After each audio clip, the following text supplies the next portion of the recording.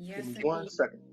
hmm So today's topic is going to be, are modern women too masculine? What does that mean? We're going to talk about the semantics of that.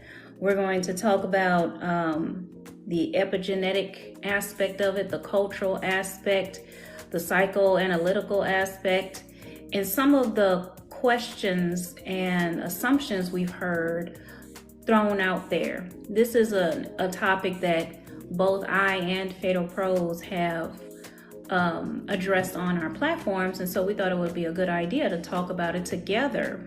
And we plan on doing more episodes like this in the future.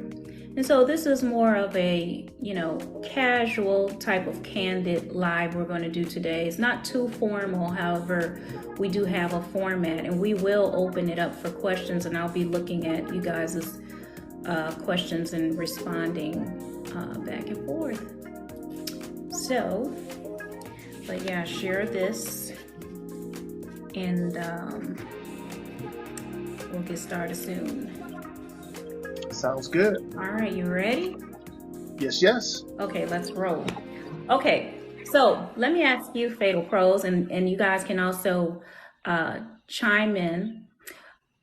We are talking about masculinity. Now, Fatal Pros, what do you think about when you hear the word masculine?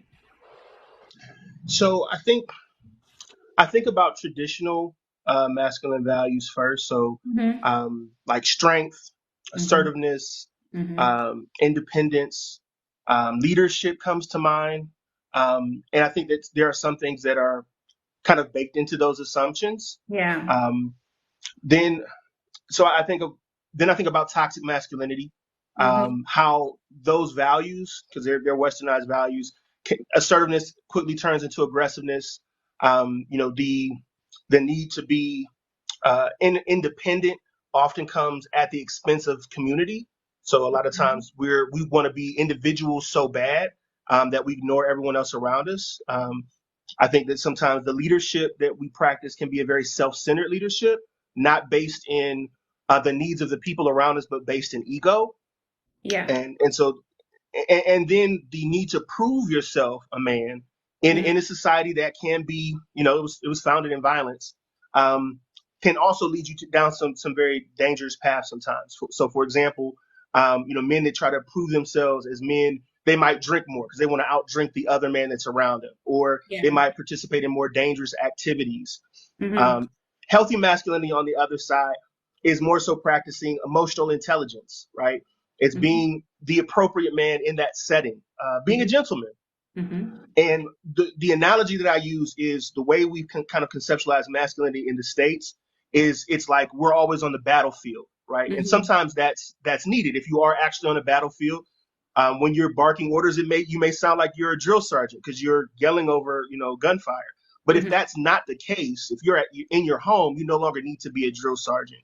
And Yeah. so we need to be able to relax as well, to be our full selves, our emotional selves. Mm-hmm. In terms of when we talk about it within this context of women being masculine, it's like when I think of the term masculine being attributed to men, Yeah. I have some of the positive language that came to mind. You mentioned a lot of positive things first, but when thinking about it within this context, when people are attributing masculinity to women, I think of words like combative, aggressive, intimidating, difficult, uncaring. I think of it as negative because I believe that when people use it within that context, they are implying it in a negative way and sort of like an insult to that woman. But let's go into some of these definitions. Masculine actually means just having qualities of or an appearance traditionally associated with men and boys. And feminine, conversely, it just means the exact opposite, is having the qualities or appearance of that is traditionally associated with women and girls. Now, somebody in the comments asked, it was Pisces, asked, so a woman can have masculine traits, right? Well, we are going to get to that. So basically, masculine just means having qualities or appearance that is traditionally. And traditionally can mean something different depending on what culture you come from, right? Hmm. In different countries and within different ethnicities, what one culture deems as masculine or feminine could be the opposite. For instance, I was talking to someone in a cultural group I'm with, and we were talking about the term mulatto. And he said, in the Spanish world, the term mulatto means dark skin. And I said, well, in America, it means light skin. It means the exact opposite, right? Right. So, in the same way, I think um, where you're coming from as a community and from your personal life, your personal background will help, will basically create biases around those words and trigger sometimes around the word feminine and masculine. Because again, when you think about the term feminine, when it's attributed to women, you think positive. But when it's attributed to men, you think negative, right? I'm just assuming, right? Because if somebody calls a man feminine, 9 times out of 10, they're trying to make it an insult, right? Okay, so I think we have to think about it within those terms. Now, when you hear the word leadership, what are some synonyms that come to your mind? So there's a couple different things. Like I personally am a fan of servant leadership. Mm-hmm. So I think of a Yep. person that is in tune with the community that they serve, right? They put the needs of others in front of their own. Yep. They have vision. They Mm-hmm. have a plan. Ultimately, leadership is the art of influencing others towards a specific goal, right? If you don't have influence, then you're not a Mm-hmm. leader, right? Mm-hmm. And influence is not gender based, right? You can be a man and have influence. You can also be a woman that has influence. But the way society's set up sometimes, it's set up against women having that same influence because of that power Mm-hmm. structure. But Mm-hmm. by and large, we look at qualities that we can emulate. You know, a person that's honorable, a person that keeps their word, a person that Mm-hmm. follows through, a Yeah. person that is effective and efficient in the capacity that they serve, Mm-hmm. is a good leader, right? Someone that can teach, right? Yeah. Leaders make leaders. Um, and I think that if you're not thinking about legacy, and you're not thinking about what's going to happen when you pass the torch, then you're ultimately failing those that you serve as well. Mm-hmm. So leadership for me is not a gender based thing. Leaders are made. Leaders are not born. That's right. And right, exactly. What I about you? 100% agree with every single. It's like you read off my entire belief or philosophy around leadership, and some of the things that you noted when you said readers are leaders and they're servants, right? I personally believe that the leader, whoever the leader is, or whoever is claiming that title as the leader, is the servant of all. The leader Hmm. is just the person who serves the most people. So if anybody wants to be the leader of the household, they should already understand that they should be serving most of all to everybody in the household rather than saying, I'm the boss. I'm calling myself the head or the leader, but really I'm the boss, which means I'm a person who sits back, deals out instructions, or delegates but does nothing. Hmm. Okay, a servant leader is the opposite. So I like to tell people that whenever you go to a job, there's the person who has the title of manager or supervisor, and then there's the unofficial manager or supervisor. The Yes. person, the people's choice. The people's choice, right? Okay. If you want to be the leader as a male in your household and you don't have all of those qualities that we just named off, and the real people's choice in the household is the woman because she's serving everybody. She's the reader. She's the one that has a servant's heart. She's doing all of this and that. Then who's the real leader? Is it you because you have the title? Or is it the person who actually is looked to? Whenever something is going on, who do they look to? Do they run to mom or do they run to dad? Hmm. No, absolutely. And I think that there's a difference between being a manager and being a leader, right? Manager is the position. Anyone can be a leader, right? If you Yeah, take up on that, if you take that mantle up and you're willing to run with it, ultimately that the person who is the leader is the person who's going to be accountable for everyone. That's taking the responsibility for everyone. And a that's lot right. of times in the household, that is the woman. But I think when we get it twisted when we try to just relegate women to the home, right? When we say, Mhm. okay, well, you're talented, right? But I only want you to use your talents in this little box that I have for you. And if you go outside of this box, well, now you're being a man. You know what I Yes. mean? And now I have to treat you like a man. And I think that's where we really go wrong. It's like, well, why would you do that? Why, if your woman is wise, right? Let's say she's very talented in math. Why would you put her in a box and say, well, you can only use your math in this box that I call Yeah. womanhood?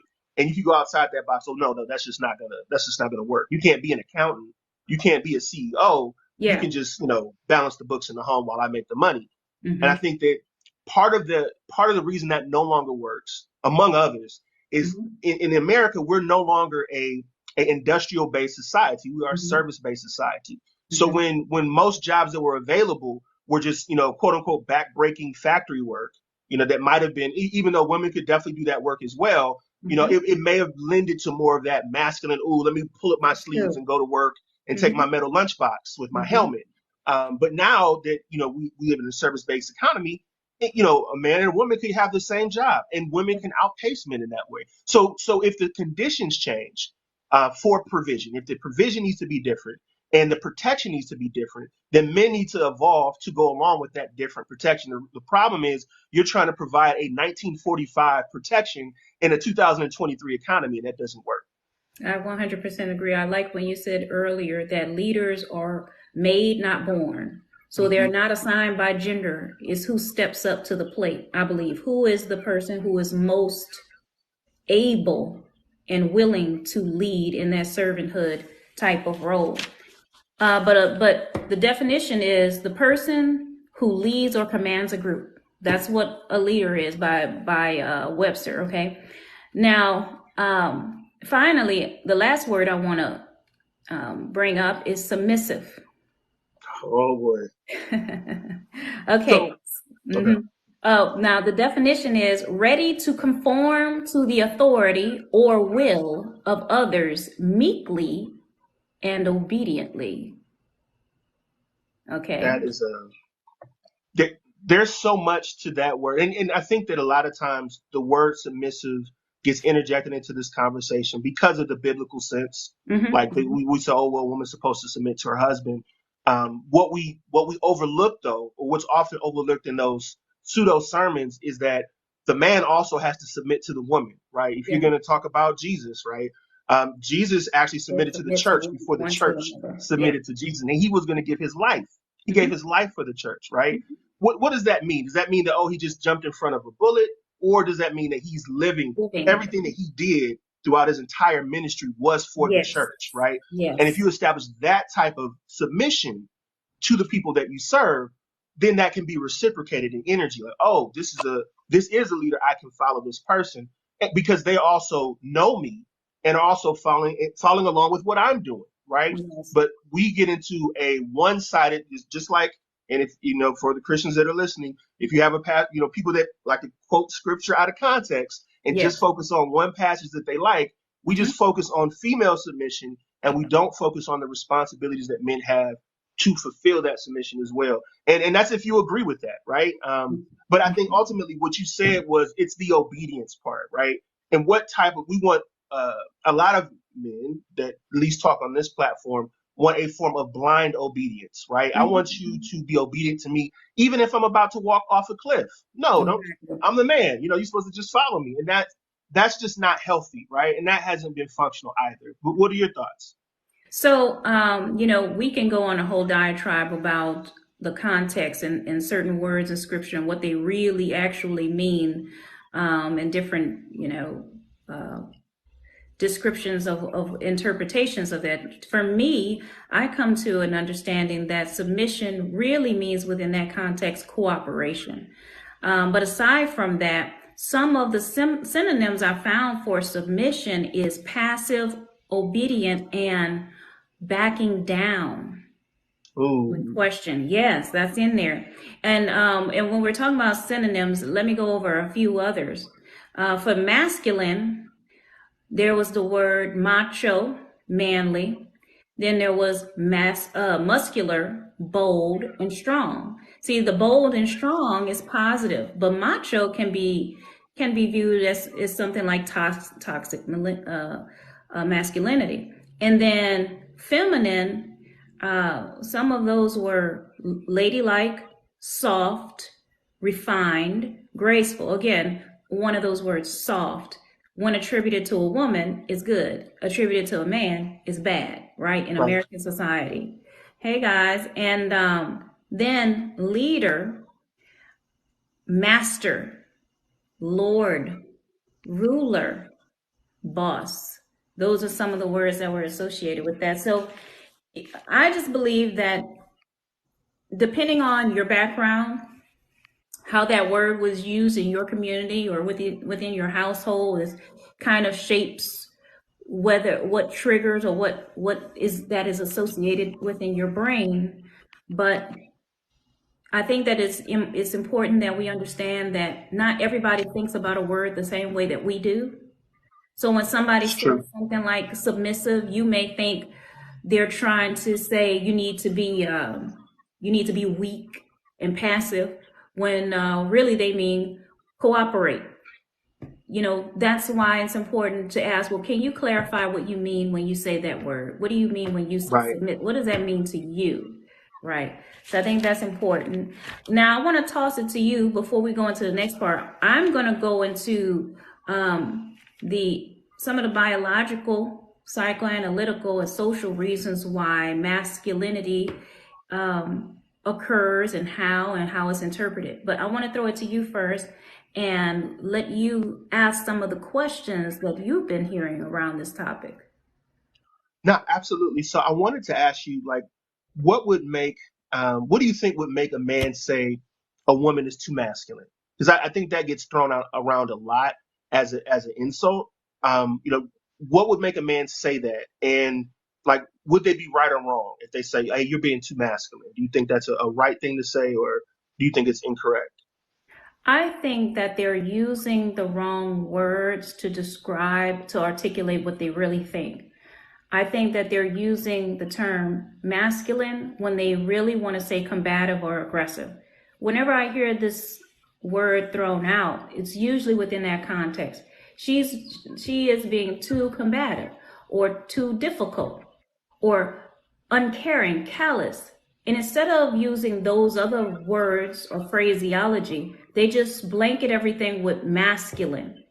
And that is one of the reasons why I think a lot of women are taking offense to that term when it shouldn't be. However, within the context, because they're using it incorrectly, now it's become this issue. And I think they just need to learn new ways to articulate what they're trying to say to women. Mm, understood. When you on the and this is just a I guess a follow up question to that. When men are looking at women as being combative or aggressive, do you feel that, and then this is of course a generality, do you feel that that combativeness or aggressiveness is sometimes justified, or do you feel like it's unwarranted given the conditions that we're living in? I think that it can be dependent on who we're dealing with, but I think a lot of times that it is warranted. I think that it's also a trigger response, a trauma response.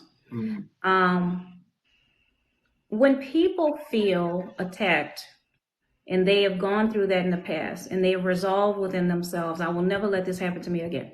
Anytime they see signs of this pattern about to reoccur, they tense up. They start barking because they feel like they're about to be backed into a corner.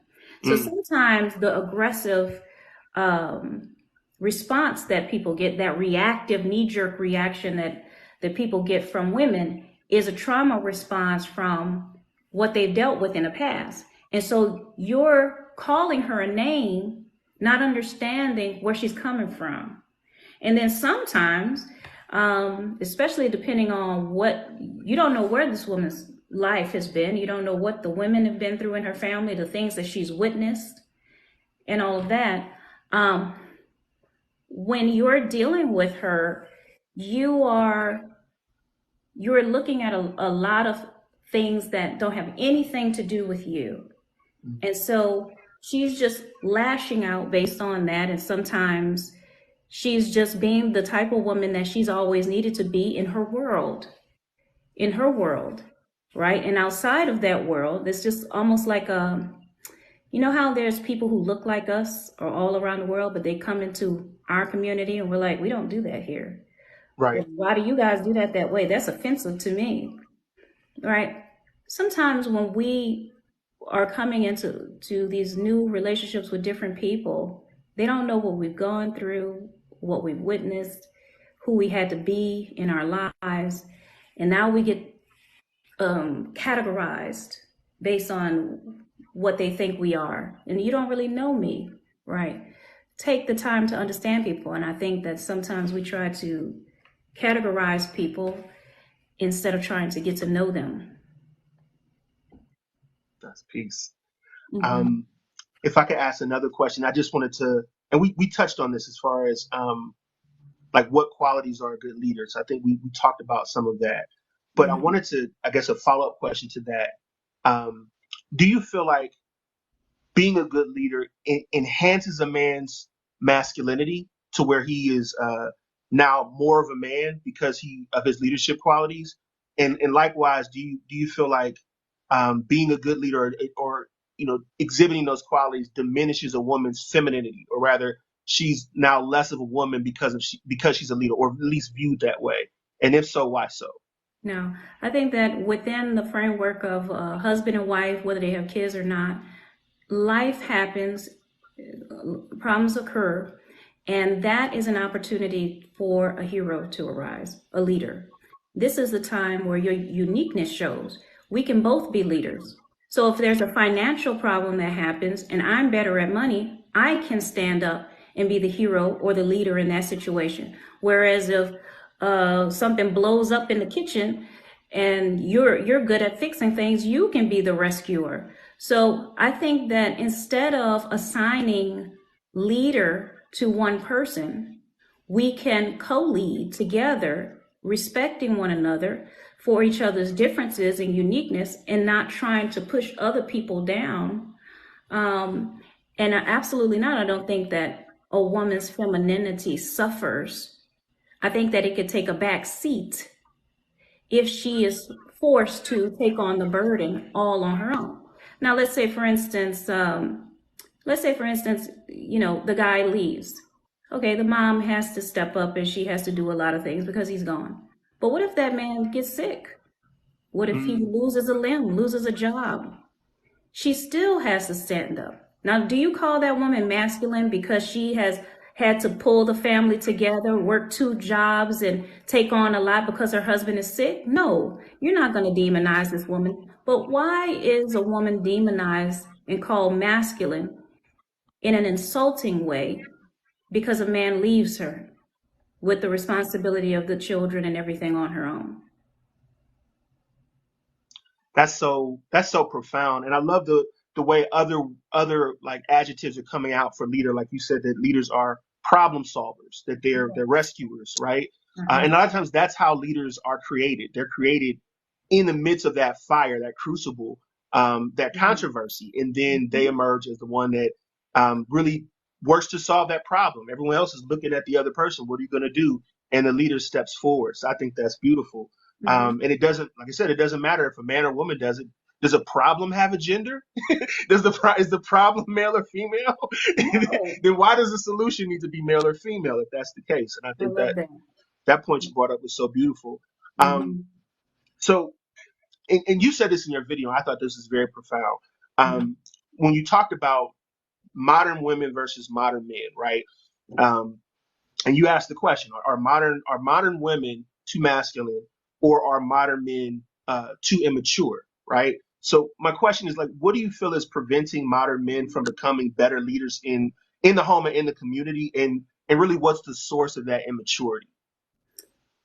It is it's a symptom. It's arrested development. It is hmm, when you have. I said in that video that being black in this country is trauma within itself. You add poverty, abuse, neglect, and many of those other aspects that is common to the inner city Black youth, you're going to have trauma. People deal with it in different ways, male and female. But then we see a pattern of how women deal with it typically, and then how men deal with it typically, right? So when you see a man going through it, what is the result of that? Many a times it is arrested development. It happens to both of them. But what does that look like for a man all grown up? In layman's terms, man-child. This is a failure to launch person. This is a person who has not been able to really adult quite well. And so if he's coupled with a woman or even married, most likely that woman, if she's more mature, she's going to be taking on more of the responsibilities because he doesn't know what to do, or he doesn't respond, he doesn't react effectively or appropriately because he had to be an adult when he was a child. He had to grow up too fast. And so now that he's actually adult, there were so many milestones that he missed. His logic is thrown off when it comes to doing the right thing as adult. Like he was a street smart kid, and now that he's all grown up, he can't figure it out. And so now you have the woman that's like, why didn't you pay this bill? Or why didn't you do this? I asked you to do this a week ago. Why didn't you do that? And so here's the response to that is, oh, you are being too masculine.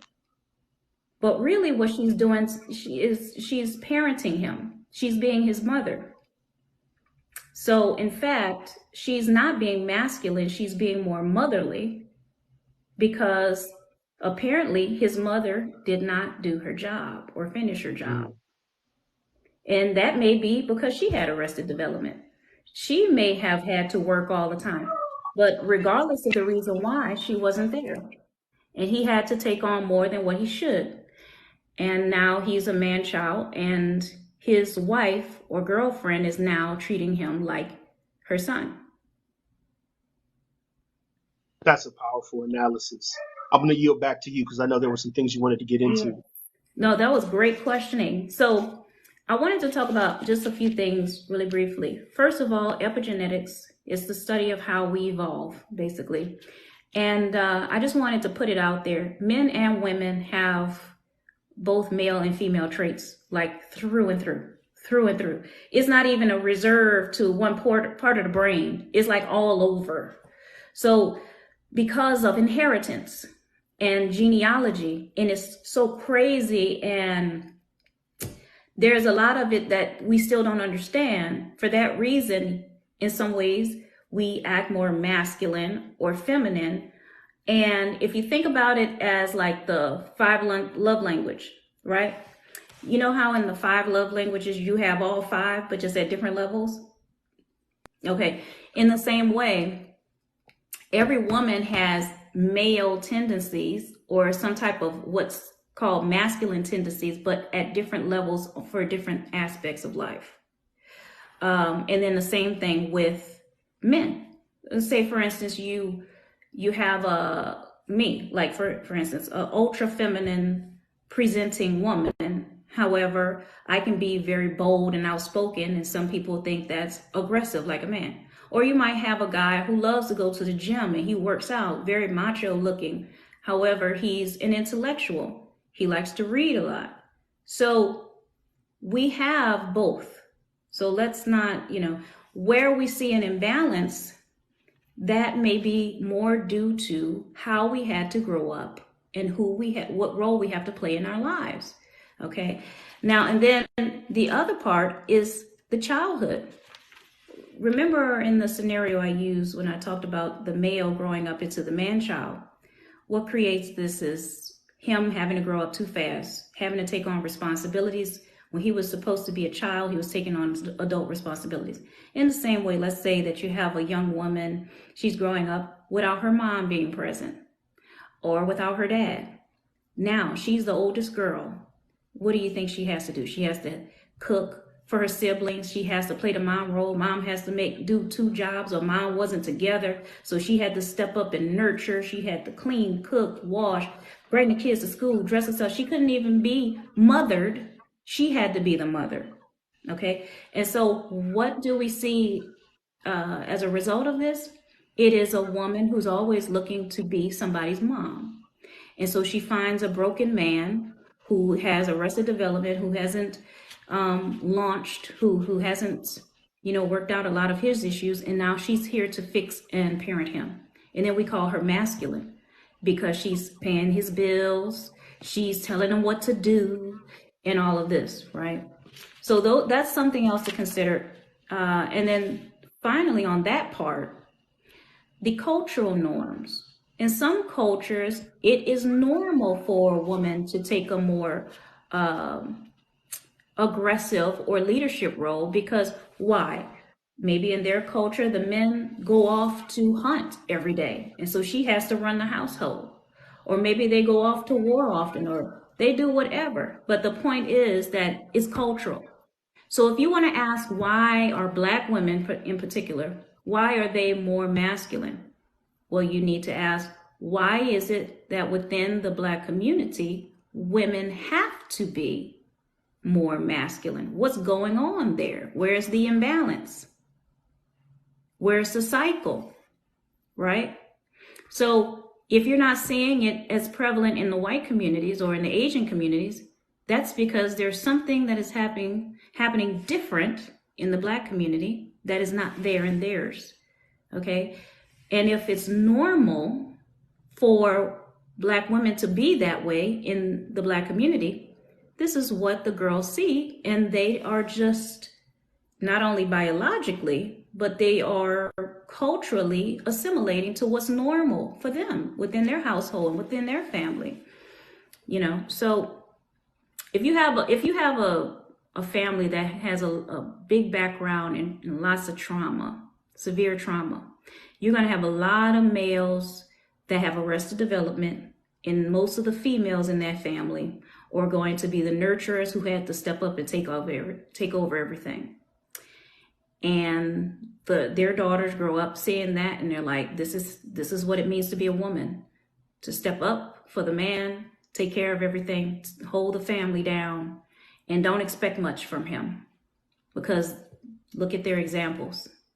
This is why I say you have to look at where this woman is coming from before you're calling her something negative, for her just understanding that I have to be the hero in my family. I have to be the leader.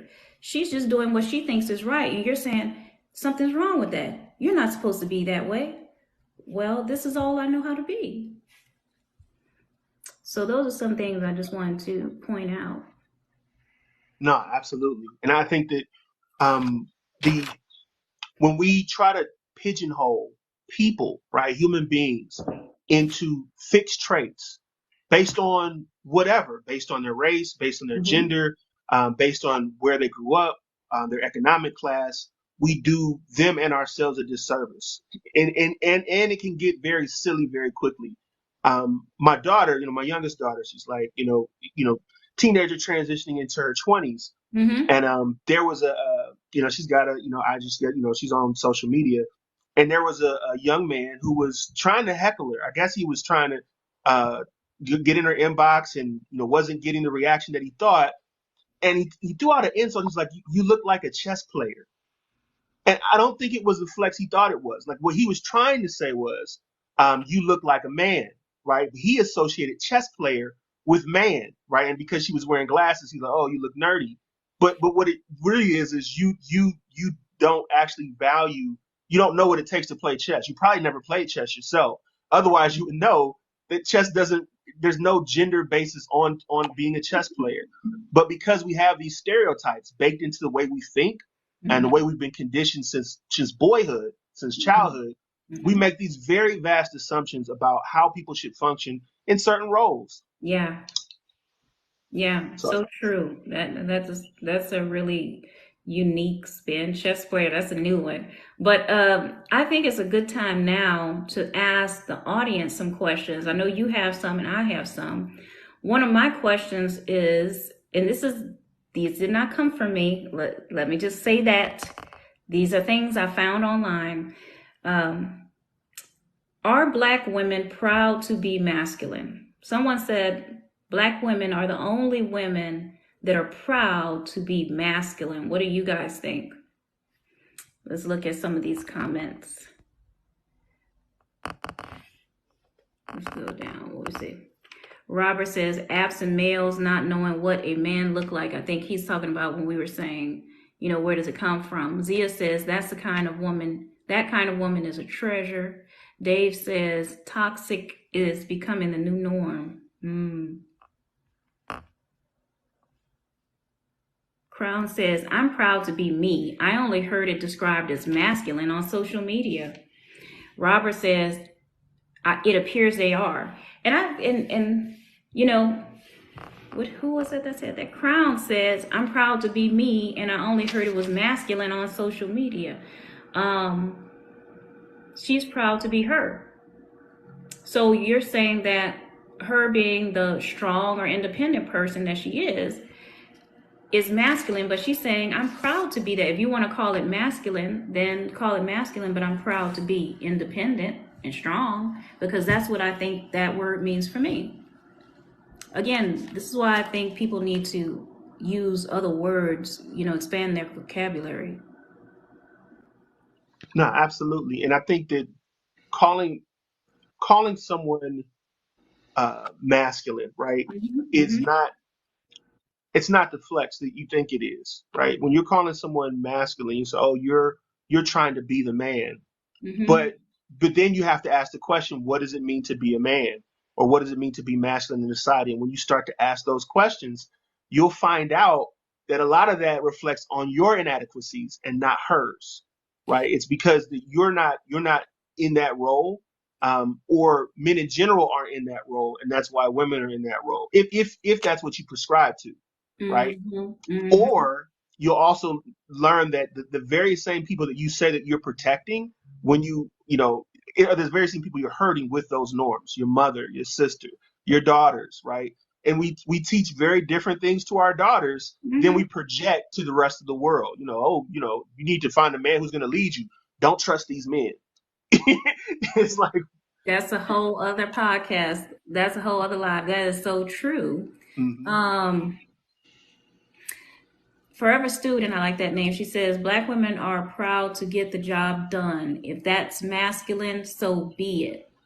Renaissance Man says, not proud, but unapologetic. Uh, Robert says, if it's strong and independent, sometimes they get it in their own way. Masculine traits do action driven. I'm that. Action driven.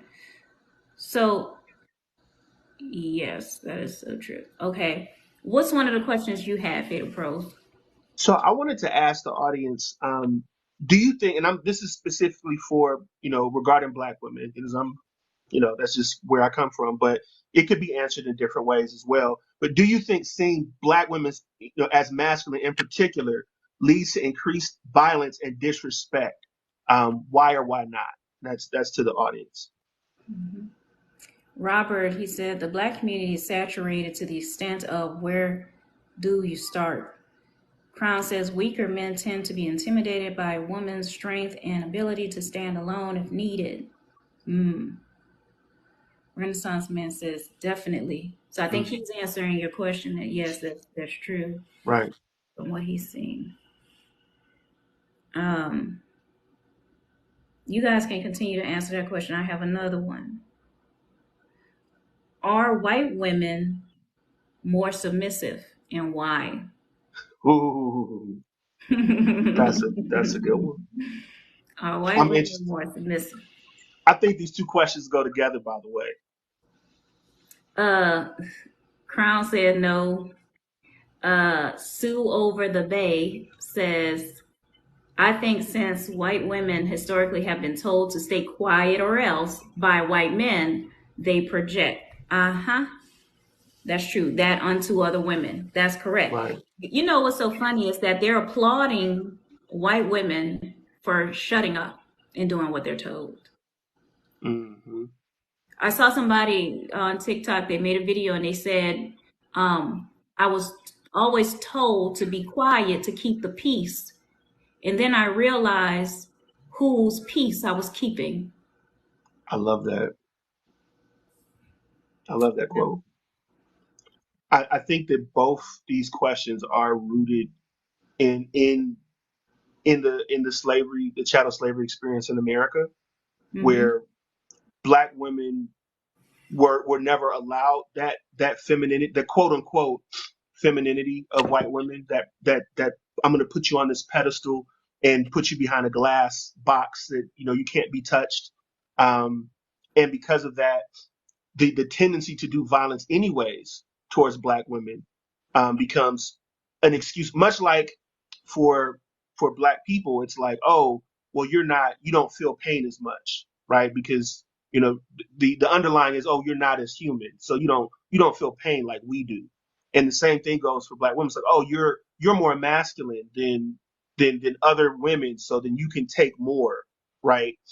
And even though environmentally black women may have to be more assertive or more have to be more vocal for a survival skill, it doesn't make them any less of a woman or any less worthy Yes, of respect and absolutely. protection. You made me think when you said slavery that you brought up a good point. When you think of that movie Django, right? Jamie Foxx, he's going through the entire movie talking smack to white folks, right? Hmm. And the whole time, the black folks in the audience, they're cheering him on. They're like, yeah, because this is what I would have said if I lived during the slavery times. I would have been saying that, I would have been talking crap to these white folks, right? You know, because you think it's warranted, don't you? Okay, in the same way, sometimes I believe that some men don't understand that they have been in the role of oppressor in women's lives, just the same way that whites have been oppressor to blacks in this country. And so they don't understand where that reaction is coming from. It is coming from people now saying, you know what? I am equal to you. You aren't better than me. You are um someone that if you treat me bad, I can talk smack to you. And the only reason why you think I'm being masculine or too aggressive and combative is because you believe that you are higher than me and that I by default have to submit to you and yield to you and agree with you and not stand up to myself and always back to you and always back down to you simply because you think that I am not your equal. And women are saying, no, we're not doing that anymore. You know, Love one it. of the questions I had was, are black women more submissive to white men? That's what some people say. And once a black woman gets with a white man, she starts being all nice and agreeable. Dave says men are kind of oblivious to the plight of black women. Yeah. Zia says nope.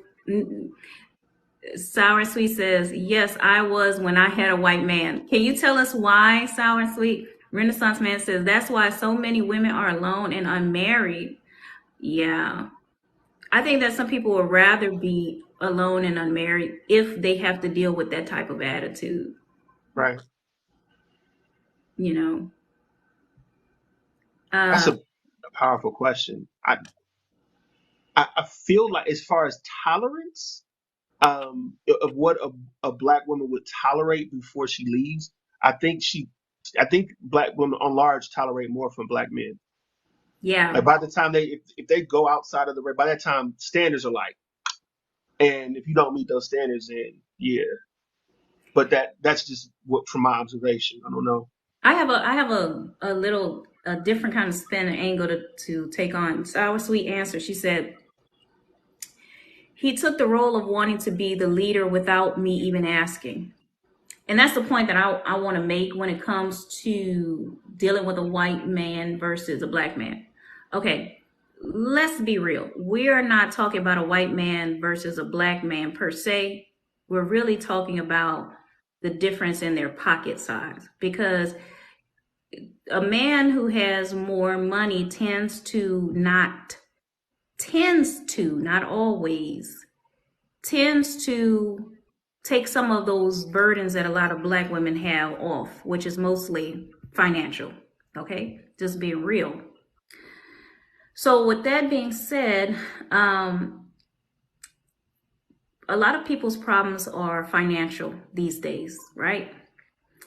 If you take a magic wand and you wipe all of everybody's financial problems away, they're only left with whatever problems they have that don't have to do with finances. Mhm. I think that in the same way, once money isn't a problem in a relationship and she's not arguing with him about 50-50 and who's going to pay this bill or who's going to do this or who's going to do that, if that's not on the table, we could just have regular normal problems and not financial problems. And I think Black women having a major problem with Black men, a lot of it stems from financial issues, like taking responsibility. Who's going to take responsibility? Who should be doing this, paying this and that? Whereas if she's with a guy who has a lot of money, it's not, that's one argument and fight they don't have to have because he's going to take care of it. It's not a problem.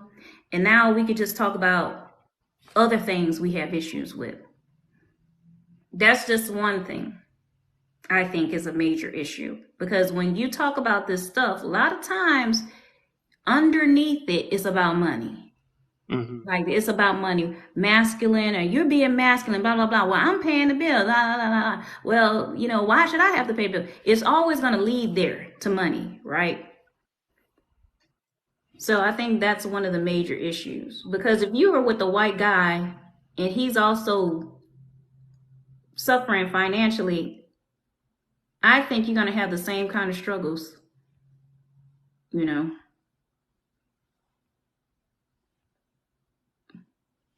Let's see. That's I really like that point. I think that I think there's that. I think there's also just not having to deal with racism, Mm. just not having to come from that, but not having those set of issues that cause a lot of insecurity, that cause a lot of self-doubt, a lot of imposter syndrome, and a lot of tendencies for sometimes Black men to lean into more aggressive patriarchal thinking, because I can't get my security from your society as a whole, so I have to lean into this relationship to draw from my self-worth or my Mm-hmm. definition as a man, which comes from white men. You know what I mean? If we've been broken down, since we've been on the side of the Atlantic Ocean, then when we try to redefine manhood, a lot of it was pulled from what he has. Oh, Yeah. if I can just get on that hill, if I can just get that job, if I can just get that car, if I can just get that woman, right? Sometimes that's a white woman. Unfortunately, what I mean, sometimes you're looking at what he has, and you're saying, oh, let me just use Black women as a stepping stone, and then when I really make it, I'll have a white woman. Let me What I mean, tell just you, like he has, right? it's So that's so deep. That's so deep. Before I speak on it, Tiziana, I believe she's a white woman. She says, "I will not dim my light for no man ever. I tend to intimidate a man." Um, let's see. And Dave says, "Yeah, money problem seems to be the undercut current of relationship issues." But speaking to your point, Black men feeling like they have to measure themselves by the standard of whatever the white man has, that goes back all the way to when slavery was abolished. If you read Booker T. Washington's autobiography, Up From Slavery, he talks all about that whole mentality that existed all the way back then. And white people used to laugh about it. They used to think it was funny. They used to make fun of Black people for wanting to keep up with them. They did that. And then when it comes to wanting what the white man had, I have a funny quick story. My grandfather, my great grandfather, his name was Earl, and he was a Creole like me. He was raised in a brothel. He was raised in a brothel called Storyville. Okay, Storyville has a big history in New Orleans. Storyville was a brothel specifically and only for light-skinned women and close to white women. And it was literally there because black men could not legally buy white prostitutes, but they wanted to feel like they were sleeping with a white woman. So here's the brothel of these almost white women, and the black men would go and pay for these women to sleep with them. And then also Storyville was for the white man who wanted to experience a black woman, right? They wanted to experience a black woman because they felt like that was exotic. But so this is their way of doing that. But anyway, but Wow. yes, the black men always been trying to get what white men have, you know. Isn't I that had crazy? a question for the group, and it was how, because we're talking about leadership, right? And how can women develop as strong leaders while maintaining their conceptualization of femininity and womanhood Mm. for Say the that comment again. section? Say that again. Yeah. Fatal Pros. Yeah. How can women develop as stronger leaders while maintaining their conceptualization of femininity and womanhood? Mm. That's a good question. Yeah, I love Forever Students Day. That's I am my own hashtag. Hmm. Dave says one way is to be in the company of a masculine leader. Stacy says decenter men. I like that. Can we unpack that, Dave? Like when you say one way is to be in the company of a masculine leader, like what do you mean like by that? Is that to have a masculine? Yeah, can you help us understand that response? Expect Abundance says leadership is femininity. Yeah, Oh, y'all I love it. unpack some of y'all statements so we can understand where you're coming from. Yeah, all three of those.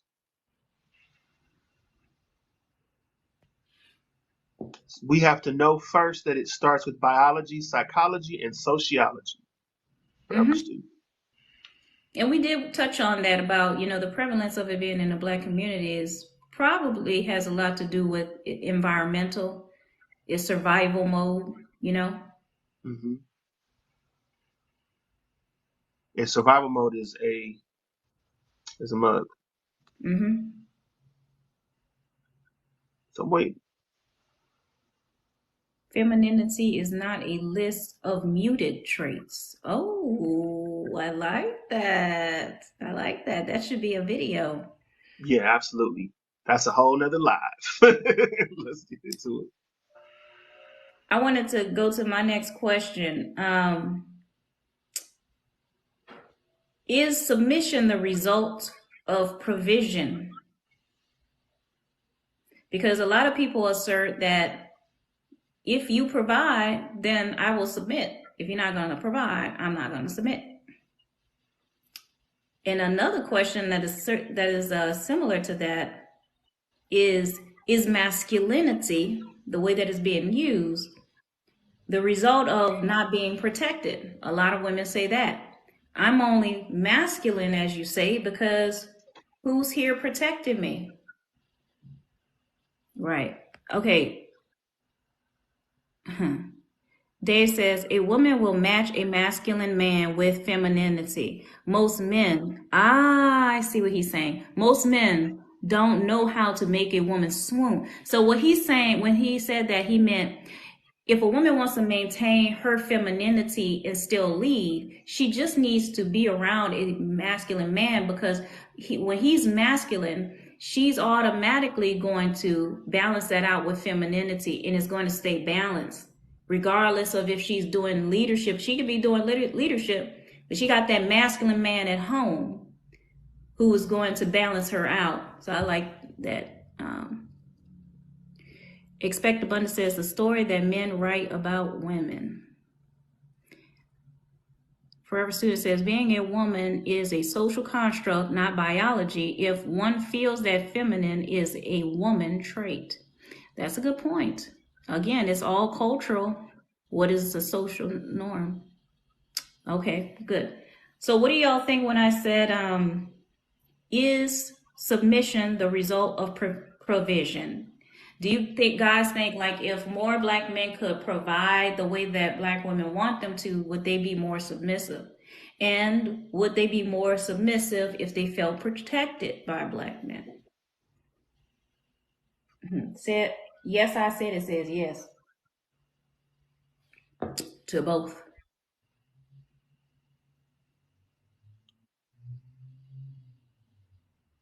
I feel like sometimes we put ourselves in a box when we say that all I need is money. Because Mm-hmm. when I look at some of the lives of people that I know have, at least more money than me, their lives are not the paradise that I thought they were Yeah. when you kind of look underneath, because Mm-hmm. their interpersonal lives are just crap, right? So Mm-hmm. you can have money and still be miserable, you Yep. know. Um, but what type of person have you become Yep. along the way? I think is important. And when we talk about provision, right, we should be providing for the entire person. I'm a human being. I'm not a chia pet. I need more than just water and sunlight. People need love. People need understanding. People need compassion. People need empathy. People need soul, mind, body, spirit. All of that needs to be in a relationship, not just money. But I think to your point, it does solve a lot of problems. There's no romance without finance. But if we just say that, oh, all I need is money, that dude can still be a jerk Mm-hmm. with money. Kelly Therese says definitely. I think when it comes to the masculinity, if we're talking about, you're calling her masculine and aggressive because she's independent and she's doing all these things on her own, and she is very protective. I think that what they're saying, if you protect me and if you financially provide for me, I won't have that energy because those problems will be solved and I will be able to be more feminine and calm and less tense. And I can put my guards down and I could call my dogs off because now we've stabilized this environment, which was hectic. There Right. was chaos, right? Um, Expect a button that says provision and protection is provided by both men and women. So many comments. Yes, I said it says, I refuse to listen to any man that can't protect or provide for me. DJ Rich Vibe says, yes, so true. Dave says, I think submission is an inevitable response. When a man says, let me be the lead, that's indicative of, he's going to continue, his inadequacy of or her toxicity. Forever Student says, people need to understand the value is not money. Money is a complement to the value. Expecting abundance says, love requires us to listen to each other. Robert says, I think money is important. Renaissance Man says, with the cost of living in 2023, women need to get past men covering 100% of the household bills. Yes, I said, I take care of myself. Therefore, I'm the leader until someone can take better care of me. Dave says, men can learn to be masculine leader. It's not an innate quality. That's correct. It's not innate. Right.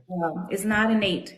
So, and then there's so many things to speak to that when you think about, if you just look back, about 80, 90 years ago, you go back to the Great Depression, everybody was broke. No man could provide, pretty much.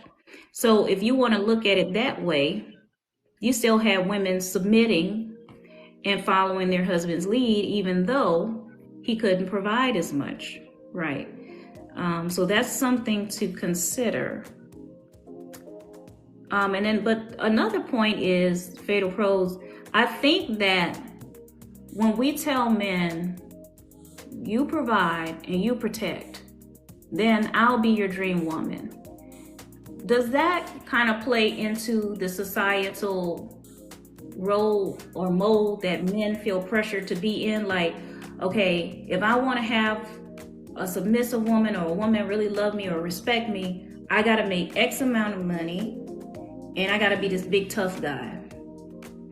Is that pressure on you guys? I think to a certain extent, yes. If you fall into the rat race, right, of consumerism and scarcity, and I'm just not enough, so I have to fill my life with stuff, then the woman in your life can definitely be a part of that stuff too, right?